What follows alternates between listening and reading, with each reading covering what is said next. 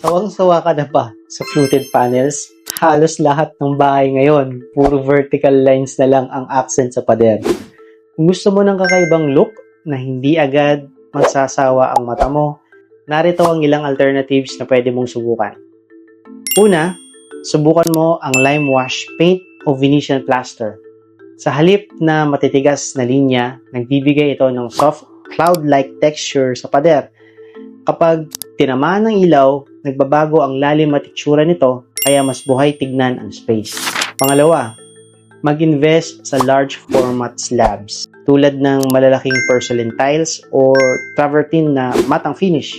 Kapag minimal o halos walang grout lines, magmumukhang isang solid na piraso na bato ang buong pader. Very timeless at high-end ang dating.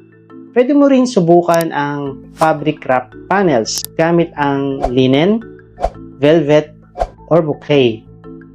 Bukod sa elegant tignan, nakakatulong din ito sa sound absorption, perfect sa bedroom o TV area.